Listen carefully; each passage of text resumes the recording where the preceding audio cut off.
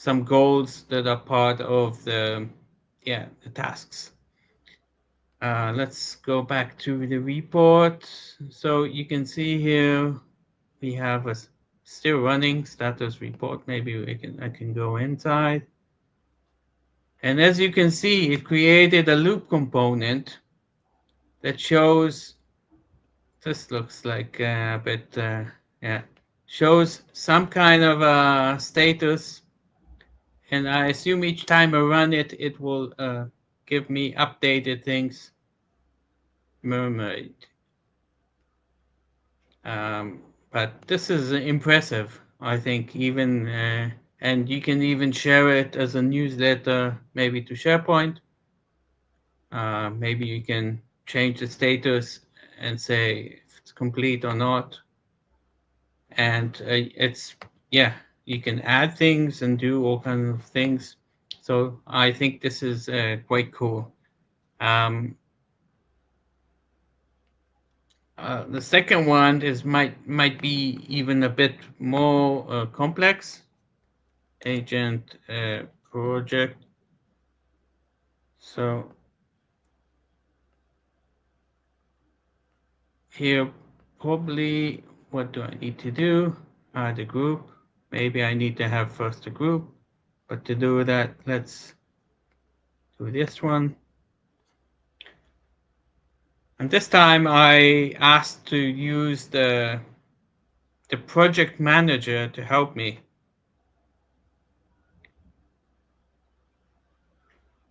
So it's thinking a bit. You see, we have it here. Okay, so share your goals and relevant content. And I can add a file. So let's say we're doing the same thing. I want to have a good roll out of Copilot in my company.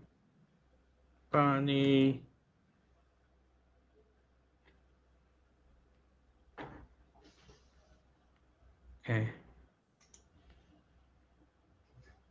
So first it's creating the tasks, and then I will have a possibility to assign the tasks to the project manager that will later on. Okay, you see there's tasks here that were created, and what I can do now is to actually to assign them to the project manager. And as you can see, it's now in progress and it's doing all kinds of things. Now, if I open the task once it's completed, then you will see actually that what it does, it creates like a loop component within this task card. So it's still working, but you see that actually the project manager is, which is AI, or is creating some kind of a additional tasks or things that it's doing.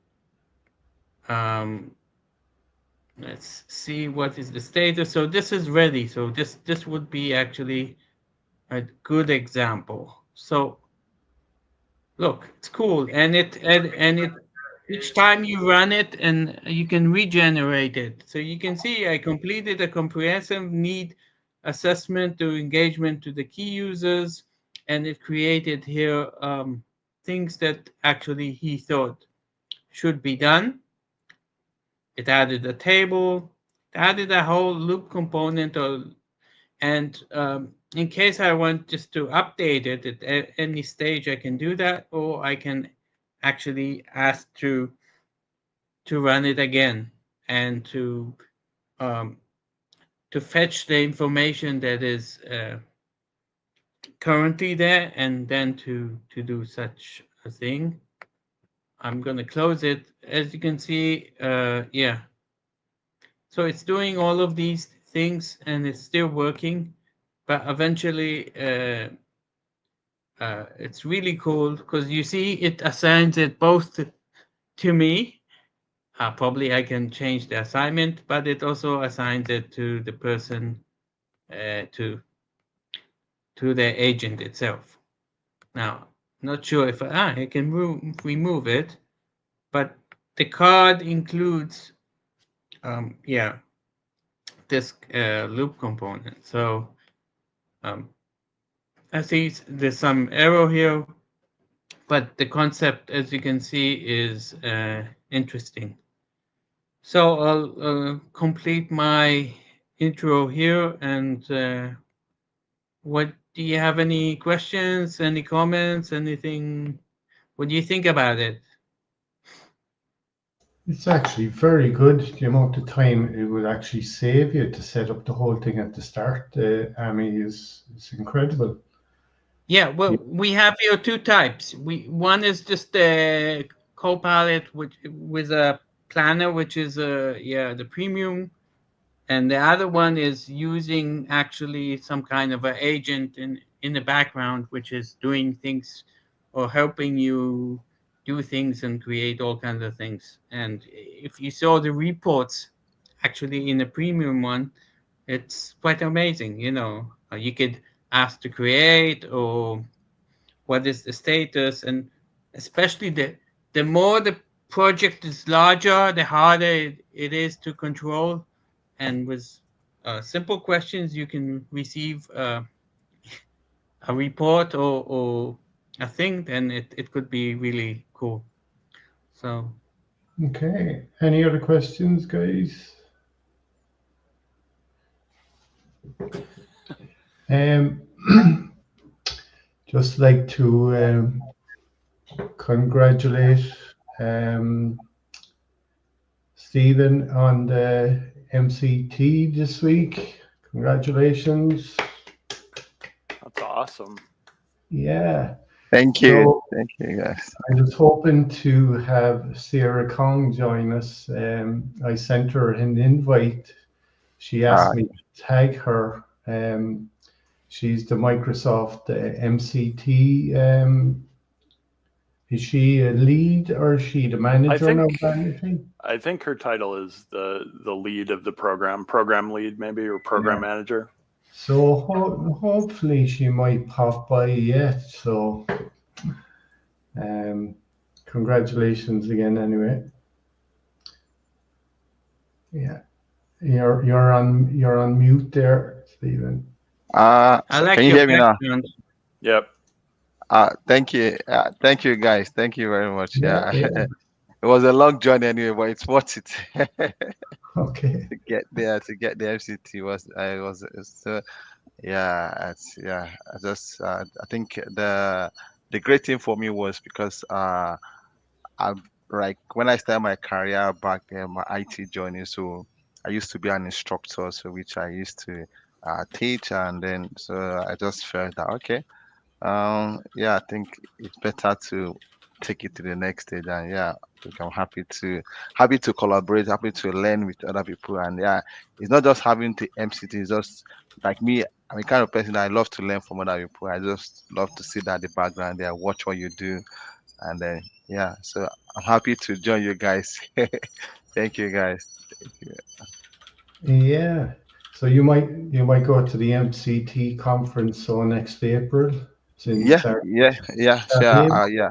I'll plan for that. Yeah, sure. Yeah, I probably think I'll go as well. So, Rob, do you want to share your screen? Yeah, sure. Thanks, Tom. Yeah, it looks a little different in if you hit the present button down in the middle there, you see the plus in it? Yeah, let me just find the window. Yeah, when it comes up, then you hit on entire screen, and then you have to select picture. Okay, let me try this. See if that comes I through. see it there now. I'm just going to add it to the stage. Yeah, you can see it there. Perfect. Yeah. All right, cool. Thanks, guys, for having me on. So mine isn't going to be as interactive or visually as kind of exciting as Ami's one. Mine is more kind of a resource sharing one. So firstly, this website here is really great for any sort of message center articles that you want to share around your company because as you may or may not know, right, from a security perspective, there are admin roles needed to access the admin center to see these message center IDs. And sometimes you may want to share these with people. And I know within the admin center, you can email it to people or you can copy the link. But again, if they don't have permissions to it, they may not see the full context. They may wish to share it further. So this is basically a site set up by Merrill, who works for Microsoft directly. And he archives all the message center IDs. So you can see a bunch of the recent ones. But I'm going to focus on two from today. And then I'll slowly kind of step into security as well. So the first one, Ami, I think you mentioned you were previously a Teams MVP. So something like this could be helpful to anyone sort of administering Teams because in my experience, sometimes you need to collect the local logs from the Teams client, which you can do from the system tray. I don't think I have Teams. Yeah, I don't have Teams right now on my system tray. But normally it would be there. You could right click and say collect support files. From sort of a security perspective, if you had to do it on a particular host, without you being physically on the host, either through a remote session or actually being present, it might be quite difficult, right? What if it's in a different time zone that you don't work or things like that? So this ability, and again, this is still rolling out because it does say it will be completed by late July, but it will allow you to remotely collect those diagnostic logs. So it's really going to improve troubleshooting. You can also get some forensic data from the Teams log collection. And it's just kind of a way to do it at scale, especially if you can't connect to the machine, either physically being there or through a remote session, because maybe the machine's offline or maybe, you just can't reach that user depending on the time zone. So I think this is a good one. So I wanted to kind of mention that for any sort of Teams admins that might be aware. And from a security perspective, you do need certain roles to do this feature as well. So you need to either be a Teams admin, a Teams communication admin, or a Teams communication support engineer. And then the flow of it, as it says here, is you find the user that you wish to collect the logs from, then you choose the request client logs option, and then you can download, view, share, delete the logs, as per your requirements. So just something to bear in mind for any sort of Teams admins out there. The next one is also related to Teams, but this one I'm covering it more from a security perspective and more from a forensics perspective specifically. So every now and again, you may have users doing screen sharing sessions. They may be requesting control. They may be taking over the control. And sometimes those features can be kind of quote unquote abused, right? So one example could be, someone shares screen, they request control. So the other person has control, and maybe they log into like a system that the other person isn't meant to have access to. And now, that other person has now got access to something that they shouldn't have. So these kind of audit logs can be helpful because it will give you timestamps for when the person gave the control, when the control was accepted, if the control was denied, and ultimately how long the screen share was also, lasted. So this kind of works with Teams meetings, webinars, town halls. It is limited to, it seems like Teams for desktop, because the give and take control are not supported in these ones, for example. So the give and take control currently only works for the desktop client, right? So if you were going to simulate this in your demo environment, you would need 2 physical machines in which the screen share is done. And then you'd be able to, do some kind of dummy scenarios with like giving control, requesting control, things like that. And then you'd see the audit logs. But, if Microsoft's listening, it would be great to add this to town halls, webinars, and mobile as well. The way this will work is basically anyone familiar with Purview. So Purview is the sort of Microsoft compliance stack. There's a lot of solutions within Purview, but the specific solution here is called Purview Audit. And Purview Audit, for those unfamiliar, basically let you see all the activities that are occurring in your Microsoft 365 tenant. So you would do a Purview Audit search for that, screen share or meeting, and then you'd be able to get the kind of events. Again, this message center doesn't exactly show how those events look like, and my demo tenant hasn't got this feature yet, but it does look like this will be completed by end of July, similar to the first feature. So, look out for this in the next couple of weeks. This will be automatically enabled in all tenants once it's rolled out end of July. But, from a security and forensics perspective, this is going to add a lot of useful artifacts to people that are concerned or just curious about what users are doing in the screen sharing sessions. Because up until now, you could just see when the screen sharing was started and when it would end it, but you would have no idea about if the control was given or taken, accepted, declined, things like that. And then finally, just another resource to share, which I only came across this week, but it looks like it's been there since September last year, is the Microsoft Incident Response Ninja Hub. So, I'm an incident responder in M365. It's always helpful to have resources from the community for certain scenarios. That could be like step-by-step walkthroughs, or it could be queries from the community based on recent threats. It could be ideas for configuring your tenant to make sure you're protected against those threats. And this resource here is a continually updated one. And this is the short link for it. So aka.ms/Microsoft IR Ninja Hub. And there's a bunch of great resources here. So there's like guidance from Microsoft in terms of how Microsoft do threat hunting. So you can really learn from experts and, accelerate your knowledge and adoption. There's sort of quick guides about how to navigate certain suspicious activity. There's KQL, which is the hunting language in Microsoft. There's the unified audit log, which is that purview audit that I touched on earlier. There's also different attacker techniques. So based on the different threat actors that may be targeting your organization, something to bear in mind. And then there's also case studies based on those threat actors as well, which really go quite deep. They offer a lot of helpful queries and also a lot of prevention methods as well. And then finally, there's sort of these lessons from the field, which I've actually really enjoyed because, that's the best way to learn in security. You need to share the knowledge about what worked and what didn't work. So that can also be helpful. And then finally, there's some books and further sort of lessons from the incident response team. But yeah, that's what I really wanted to share. Sorry if it wasn't as visually exciting. I can try and prepare something more interesting in future. But just to recap, right, always be mindful of this Message Center archive. For people that don't have access to the Admin Center, it's a great way to see what's up and coming from Microsoft. And then particularly this Message Center ID about collecting logs remotely to help your troubleshooting efforts. And then this Message Center ID for the forensics around team screen sharing.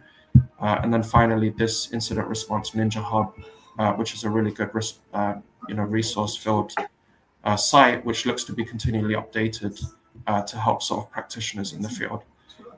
So yeah, that's what I wanted to share. Any thoughts or comments? That's great. Is there any chance you could give us the URL to where that Ninja site is there, and we'll post Yeah, it? I think that would be helpful. Yeah. There's some great stuff in there. I think I'd want to look at Yeah. that myself. Yeah, sure. Well done. It's good presentation, straight up and out front, and no boring. It was very good, and yeah. I just want to mention something. Were you aware there were on installations there were on-prem SharePoint? There were all kinds of security issues that many companies needed to install some kind of a patch or something. Are you aware of it, or you're Yeah. mostly on the cloud side?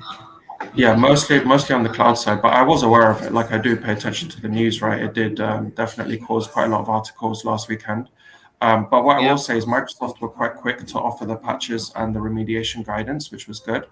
But it was really crazy because it was a 0-day exploit, right? It had already started getting exploited before a patch was available.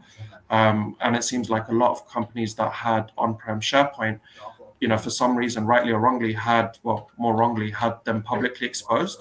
So those were just getting discovered on the internet by threat actors, right? And then once this exploit POC was available, they were able to compromise some heavily, like important organizations from what I read online.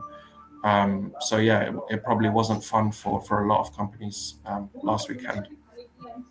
I actually heard that people that had Nintex, it didn't solve. Nintex workflow stopped working since they did that. So that's Oh, what is interesting. Nintex? I'm not familiar with Nintex. What is Nintex? Nintex is like third-party workflow application instead of using the out-of-the-box. So some kind of tool of workflows and forms. But I heard since they installed the patch, then the Nintex workflow stopped working. But yeah, that's just a remark.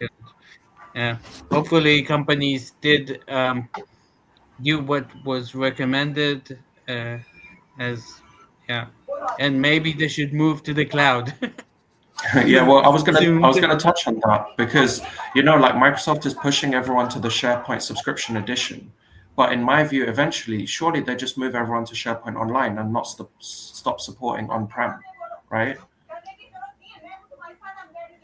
So, Yeah, I but mean, you what's have an issue with governmental yeah, institutes, so all kind of security topics that want to keep the information on their side. But yeah, and one thing I learned okay, from thank that. you. Yeah, no worries. One thing I learned just carrying on with that SharePoint on-prem from sort of reading online, patching it alone wasn't enough. You had to rotate the keys because the attacker would have full privileges to just come back because they'd have that key, right? So you had to not only patch, you had to rotate the key and then restart. So there was quite a lot of the headlines were just like patch available or whatever, but people should really look into the full remediation guidance offered by Microsoft, and I think it had to be done in a certain order as well. So unless you're doing it in the correct way, you may not get the desired results. And some systems have end of life support. Let's say I Mm. don't know 2013, 2016. I don't know if it's any if it's supported, but Yeah, so yeah. 2013 actually got end of life in 2023. So really, no one should be using 2013. 2016 and 2019 have support till next year, I believe. But the subscription edition is going to keep going. It looks like, right? Because the subscription edition is almost like what Office 365 is. Like they'll just keep rolling out updates for it every now and again. So yeah, something to. But on that point, Windows 10 goes end of life this year, right? So that's going to be really interesting because a lot of personal devices. I mean, I'm still using Windows 10 on my personal device. Like, I don't see a need to update to Windows 11, but I'd be forced to come October, unless I find other means. So. Yeah. That reminds me that once we had Internet Explorer and we had 10 or 11 and we had compatibility mode and all kinds of things that crazy stuff. So yeah, but Is okay, anyone Frank. here? Is anyone here on the personal device still using Windows 10, or you guys have all switched to Windows 11? I'm dual boot on mine, Okay, so I've got both. nice. Yeah. Hope you hear me. Yeah. Yeah. I do have it. Just VM. That's my personal device on Windows 11, and even at place of work now, we're trying to migrate users from Windows 10 to 11. It's crazy. Yeah. Yeah. Did any of you try the Microsoft 365 operation system? That should be interesting. I've played around with that. It's pretty Yeah. cool. The It Is that big should be like fast. Yeah. cloud PC, right? Yeah. Windows 365. yeah, it's a subscription based Okay. AVD. So it's like Azure Virtual Desktop, but you don't have to build the images. It's just a Right. service Microsoft provides.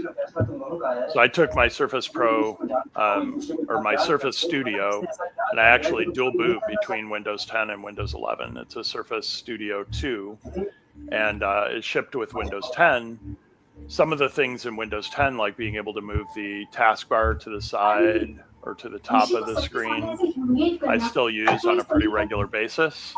But this system is completely compatible with Windows 11. So instead of just upgrading it, I chose to do a dual boot. So it's actually got a menu for 30 seconds, and I can default it to one or the other operating system and then decide how long to show the menu for. I can set it to -1 to show it forever. I think maybe it's 0 seconds. but I can show it for less than 30 seconds. That gives me time to default back to Windows 10. But the next time I reboot, it's going to go to Windows 11 instead. Frank, did you have other stuff, or And do you have something there, Dan? I did. I had something on. with PowerPoint here. I can save my thing for next week. There's no problem. The way some weeks we might have a lot of people joining, and then other weeks we don't have a lot. So. Exactly. This might be a quick one too. I just wanted to point out a couple things that I discovered that were new with Copilot in PowerPoint. I hadn't seen the create with Copilot in PowerPoint as a template. And so I think Microsoft continues to make it more discoverable if you have Copilot, where you can start utilizing Copilot. And one of the things that I tried yesterday was create a presentation about the Surface Studio 2 from Microsoft. And one thing that I noticed about this is, although the Surface Studio 2 has a lot of current information out on the internet, one thing I noticed with this demo yesterday was that many of the computer images that were put in by Copilot do not include the Surface Studio 2. And I'm not sure if this would be the same for if you were talking about a Lenovo desktop or a Dell desktop or a particular computer. Most of the actual information is specific to the Surface Studio 2, like the Pixel Sense display and the touchscreen capabilities. But if I keep this, it looks like this is actually a Surface device that's being shown. No, it isn't. It's a Wacom tablet, it looks like.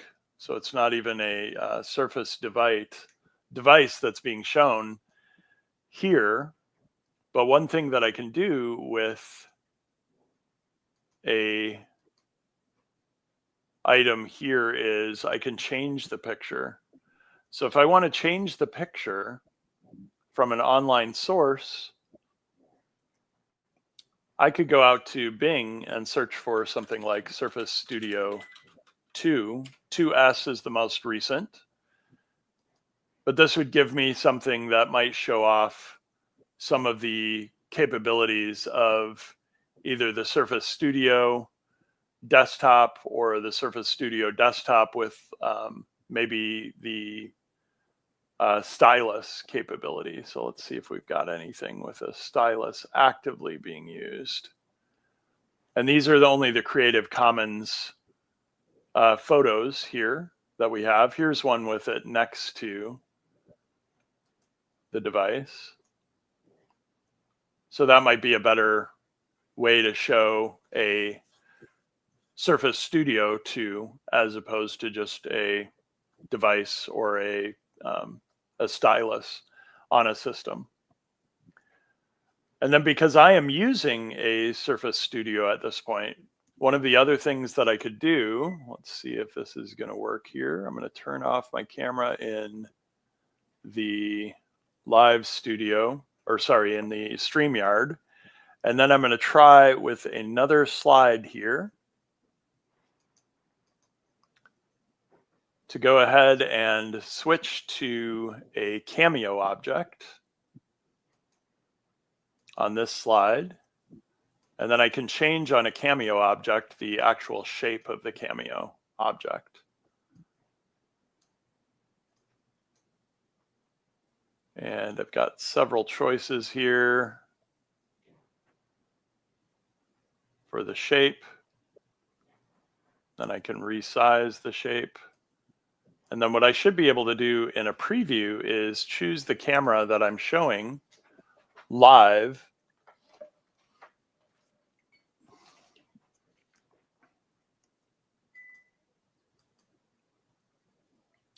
Let's see.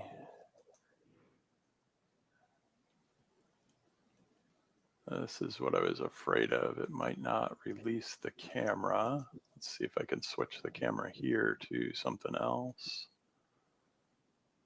And then if I can use the preview camera.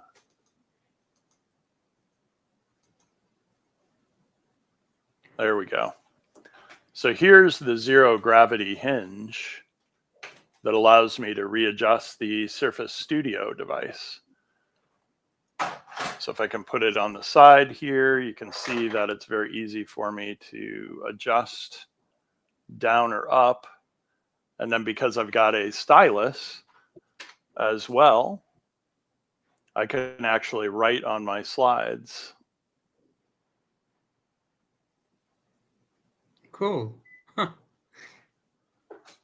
And this might be a maybe more engaging way to show the zero gravity hinge, because if you're not seeing it move, it's difficult to understand what's happening. Another option I'd have is actually using the ability for PowerPoint here to go ahead and record. So I could get a recording of that zero gravity hinge being moved upright and down, and then highlighting things like the ergonomic comfort of it, being able to work with it up or in different angles, and then being able to write on my slides. So if I choose my pen and a particular color here, I could talk about the sleekness of the design and the fact that the base takes up very little space on my desk. I've actually got a Surface dock here connected to it, so I've got plenty of extra ports. And then in the back of the Surface Studio 2, you can see hopefully here that I've got 4 USB-A and a USB-C port, as well as a wired network connection on the device. So by recording this, as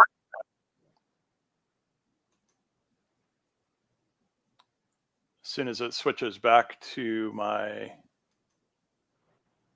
PowerPoint here, I've got a recording embedded in these 2 slides, as opposed to just a static picture. And so with that, that's what I had today, Frank.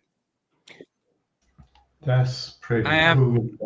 I have a question. Wait, when you Sure. add the cameo, does that record or does it just broadcast live?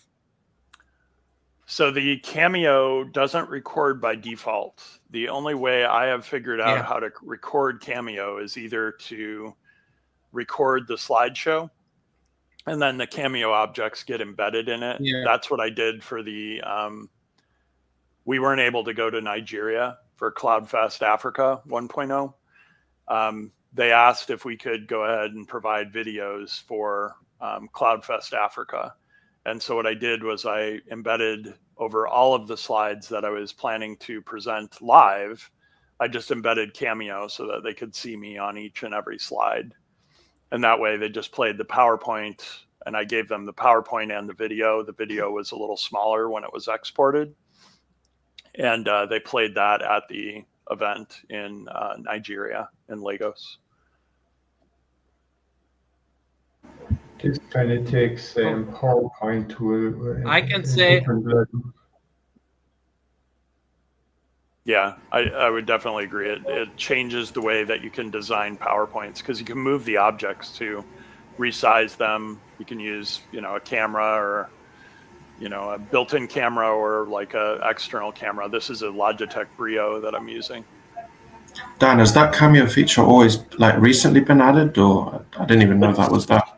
It's fairly new. So that's the other thing about it's being quite- an MVP, right? Is you get these early access. So I had early access to Cameo as an MVP, and they mentioned what it would be used for, how it would work in PowerPoint, and then we were able to give them feedback, like the fact that, hey, the built-in desktop camera, webcam on this Surface Studio might be helpful for certain situations, but it's not really going to do me a lot of good if what I'm trying to show is the Surface Studio itself, right? Because then it's showing me, not the device. So one of our feedback was, hey, can we switch the camera? And they said, yeah, with the preview, we'll have the ability to switch the camera input that you're using once you're live in a PowerPoint. And then the recording studio was another thing that we learned about some of the changes that were coming up. So I'd say it's probably been there for maybe a year or two. It's been a little while, but it was introduced, I think, after I became an MVP. Okay. I just want to note, I'm looking forward to some new features actually in PowerPoint in combined with Copilot. One of them is that you'll be able to upload to create it based on Excel, a presentation, which is interesting. I don't know how successful it will be, but yeah. And the second one is actually that it will let you choose from what resource of um, images do you want to pick.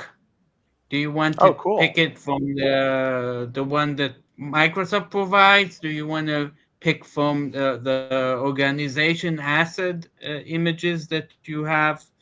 So, or do you want to get it from combined? So these are two things that I'm looking forward to see. What I noticed is currently, if you have the latest thing, you could choose also a PDF in addition to Word, and also a Cool. TXT file. So maybe if you have a TXT here, you might see it in the list. Yeah. I've got some Word so you have a documents. PDF. I've got some PDF. Let's see if I have any text. You have a wait. Documents. You have a Excel. That's interesting. Yeah. I don't know if it will let you, but yeah. But let's see if it can turn a mi- PowerPoint it into might. from my invoice. Parav, this is a group that I taught with in 2023. This is a new feature. So that imagine that you can take a Excel and it will take the insights and then yeah, it depends on how complex this Excel is. But this is a pretty simple Excel. It's a standard, like an invoice template. Okay. So there we go. Just look. Wow, that's something I'm watching for the first time. So I don't know what's the content of the Excel, but it might make sense. It's an invoice, so it may have some pricing here, but I'm not working for them anymore, and but it was just pretty standard MCT rates. Imagine that you're taking an Excel and creating out of it insights. That's crazy. Wow. Yeah, it looks like if I keep this pretty small, it doesn't give away any of the pricing necessarily. But this was pulling from an invoice. So imagine if this was quarterly profit loss statements or something else. For the business, that might be super helpful. Thank you, Ami. I hadn't tried that. Whoa. Well, I haven't seen this feature, but I was looking forward. Yeah.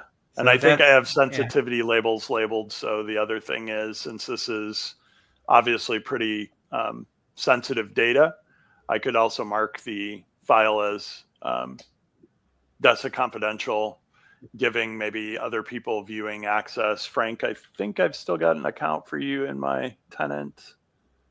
It looks like we've got some of your external accounts. So I could give you maybe viewer access to it and then decide who can get to my file. That's it for me. That's great then. But the camera part is really a game changer for PowerPoint. I wonder we should. I see we have a new guest. Yeah. Dan, I think I have a question. Yeah. Sure. Yeah, I don't know if you've tried that before. So is it possible to use like an external cam? Like if probably I need to show someone around my maybe probably around my environment, just can I connect like an external camera and then to view around? Like, is it Yeah. So possible or this, something? I think that would be great, and if see if that works. Yeah, I don't know. yeah, this is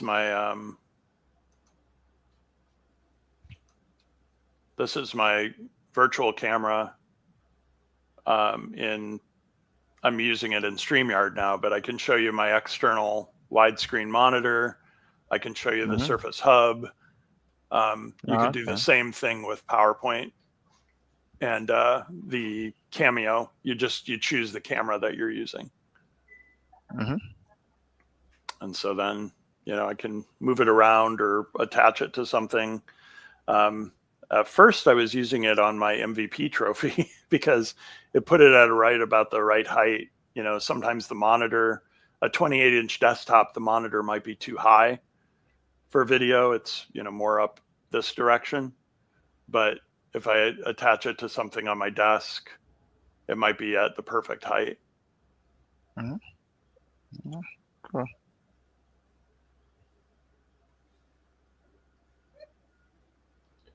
I'd say Fiona Walsh. She does the PowerPoint thing. I wonder, does she know about that camera feature? Yeah, I'll reach out to her. I would imagine she's probably seen it. But the morph feature is something that I learned about when that came out. That allows you to do animations automatically between slides, so you don't have to learn animation sequences. Paul Pendant has done some really amazing things with that. That's in PowerPoint. Yep, it's under the transitions, I believe, menu. Very good. Very good. So no sign of Sarah joining us anyway.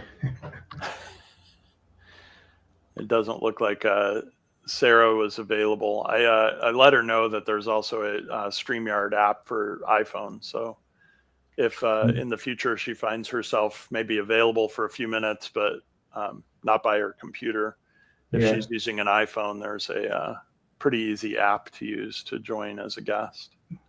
So Stephen, when I was at the last MCT conference, this is what I won. Yeah. The prize draw. Yeah. It's Yeah, pretty awesome. big. Yeah. See And that these Yeah, T-shirts for the 50th anniversary, where they used all the different logos, so you can get like the original logo. This is like the early 80s logo. There was a mid 80s logo. They did a T-shirt with the S and the O being 50, and this is the first one I ordered in brown. So okay. So that's an MCT T-shirt. Was it free? This wasn't free. This is part of the alumni or the Microsoft employees have access to like a store. I don't think they do international shipping. That's the only downside. So I have found a couple sites that sound like they assist with that, that international, give you an address in the United States so you can get something shipped there, and then they basically repackage it and send it worldwide. But if any of you know somebody that's going to be in the U.S., that might be a way to avoid the shipping. Just have somebody bring back a shirt or two or some swag from the MVP Summit, that type of thing. What about those jackets they were giving out there, the MVP Summit? I missed the jacket this last year. So in many situations, they have like limited quantities of things, and sometimes you jump on it or hear about it and get over there before they're gone. But they did have T-shirts again this year, so I got a MVP T-shirt with the MVP logo just in the middle. They had a couple different options. The last year I did one of the more creative options that just said MVP Summit. but this year I just did the logo because I don't have a lot of MVP logo, clothing or whatever. Got a couple pieces, but.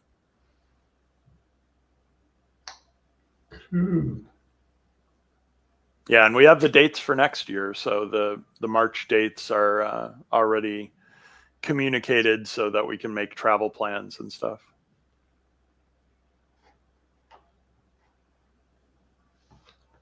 Yeah, no, I'd say Stephen is just an MCT. Nah, yeah. So Not I yet. think Rafi is on as well, and Rafi is an MCT as well. I think, aren't you, Rafi? Yes, I am. Hi, everyone. Hi.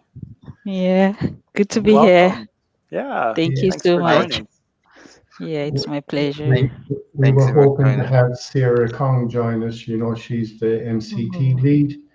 She kind of she messaged me during the week to tag her about the show, so she might join us some week there, Rafi. And Okay, then. I look forward to meeting with her. yeah. So yeah, Amy, are you an MCT as well? You are? No, you're on mute. You're muted, yeah. I'm an instructor and adoption manager, but I'm not certified. I haven't done Okay. any certifications, but yeah, maybe someday. Yeah. Prav, are Yeah. you an MCT or just an MVP? Just an MVP. Okay. Out of interest, though, because I'm not as familiar with MCT, do you have to renew that every year as well? Yeah. Yeah. Wow, You do, so you yeah. need to do contributions or like training So or MCT, yeah. Go ahead, Frank. You have to do at least one training course. That's it. okay.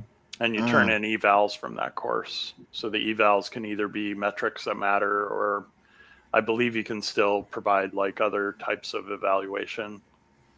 And there used to be a program fee. They've waived the program fee for several years during COVID. And every year they kind of communicate the time frame and the changes to the program.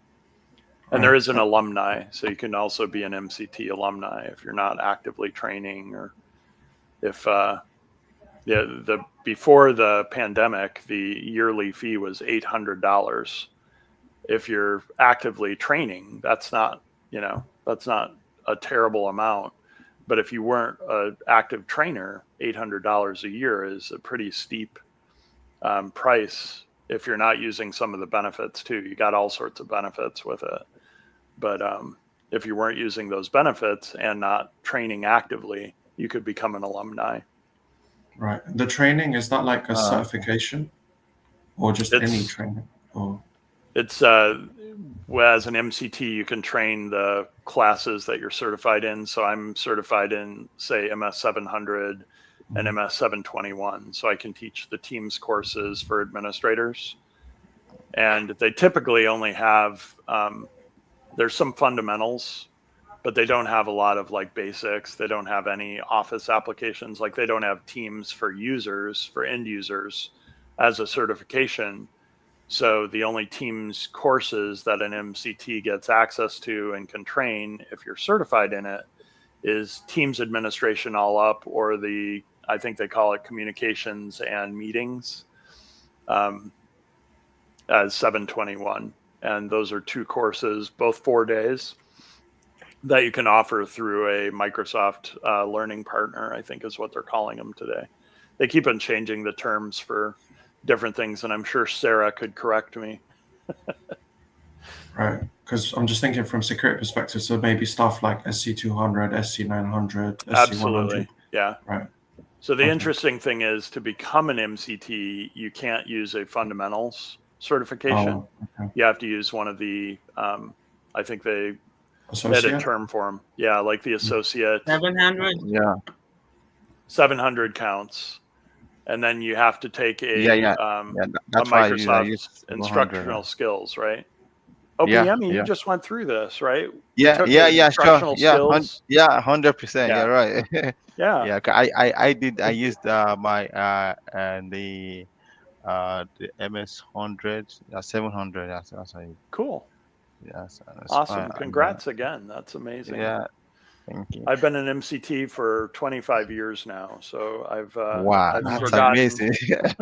I've forgotten some of the things I did 25 years ago, and they were technologies Yeah. that I never have to I, teach I, or. I, and have you been consistent in renewing the status? Yeah. I think there was one year that I missed the deadline when I was at Microsoft because it Wow, was like a that's fine. yearly. It was like MVP. You had to, Mm-hmm. get to it by a certain date. And at the time, it was a different program manager, but I just reached out to the program manager, explained the situation, and they helped me Yeah. get reinstated. And then I think for the most part, they've kept the tally of like my years going. They used to have every 5-year milestone, like things that you got. They did away with those recently as well because the programmatic management of that was overhead as well. But there's no problem of a Microsoft employee to be a MCT. It's not like a No, yeah, MVP that cannot be. So yeah. So Microsoft employee can be a MCT. yeah, and they employ some MCTs internally. So the second time that I left, I was considering whether to apply for one of those jobs to be an internal MCT, or did I want to just go back out on my own as an MCT? And I ultimately chose to go back out on my own. And then even as an employee, like I just accepted a job at McDonald's corporate in IT, I can maintain my MCT there. The classes that I offer in the future will either have to be something that I offer to, like an external audience, maybe in the UK, like a different time zone or something. But the classroom, one class a year is the stipulation at this point, unless they change that in the future. Yeah, they're talking about changing that you have to sign up to be ISP, is it? Yeah, whatever they call it now. There's like either Yeah, instructional it's company or something. Go ahead. yeah, it's called a TSP. That's the Training TSP. Services Thank you. Provider, TSP. Thank So you. you have to go through them now Thank to you. take your classes. It's called TSP, Training So Service Provider. Rafi, is that just to become an MCT, or if you are an MCT, do you have to do something else? No, aside from what Dan has said, you must take a class. That's take a training, teach a class. Before now, you could teach a class without going through a TSP, but now you have to go through a TSP to take that class. So that will be, I think, once in 6 months. Then have your associate certification, and I think going forward, you need to have there's going to be a payment if you want to be an MCT. Yes, even for renewal, though Right. it hasn't been, yeah, we don't know the price now, but there's going to be that fee for you to have your MCT renewed. I think anytime from October 15th. Yeah, I think the reason for that is that there was a lot of MCTs before COVID that used to pay that $800 payment. Right. And then because COVID came, they decided that they waived the fee and they got so many people to join. I think the number went up to 33,000 globally. Would the figure before that then be something around 8,000, I think? Yeah, I think it was right under, maybe 10,000, 9,000, something in that range. So they I guess over tripled, right? Yeah, so a lot of the MCTs that were using it for their bread and butter weren't really too happy when loads of people got it for free Yeah. and kind of flooded the market. But I think that new fee now that Rafi you're talking about there, it won't be 800, but it will, be a fee anyway. Yeah. Yeah, Well, and you're right. setting some kind of financial offset as opposed to just it's free once you take the exams. And for COVID, I think they dropped the instructional skills requirement too. So you could I think you either attested to the fact that you had taught a class, or you had somebody fill out a form during COVID. Yeah. Is that correct? Yeah, sure. Yeah. So, so this is how they do. After you take the class, and then you do like an oral exam. So you do an oral exam. So it just tests you on based on what was taken, what you've been taught for the past 3 days in the class. So I think you have that liberty to choose when you want to do your exam, but it has to be done. Then after that, then you need to do a 20-minute video of you teaching, just like maybe get people on the call, maybe like just like 3 people, 4 people, but it shouldn't be more than 20 minutes, exactly 20 minutes. So you need to get just the 20 minutes. All you just want to see is the skills, how you apply the skills based on what you're being taught in the class in just a couple of 20 minutes, and then someone need to access it and then see it. And once you pass the oral interview, the oral test, that's when you do the video. And once you do that, and then the enrollment begins with Microsoft. And now, I think now it's manually, so it takes a lot of time, because I did my own since January. So I'm just getting the. So I did January anyway, but before I did the exam, it took me a lot of time because I had to, because of work and all those things. Yeah. Right. Yeah. Very good. We might end on that, and Stephen, you might give us some more on that there some week. Slides on it. So listen, thanks everyone for joining us. It was a great session. Thanks for all the new stuff. Amy and Dan and Prav, thanks for joining us, and hope you'll be back again next week. Thank you. Thanks, everybody. Yeah, bye. Bye, Rafi.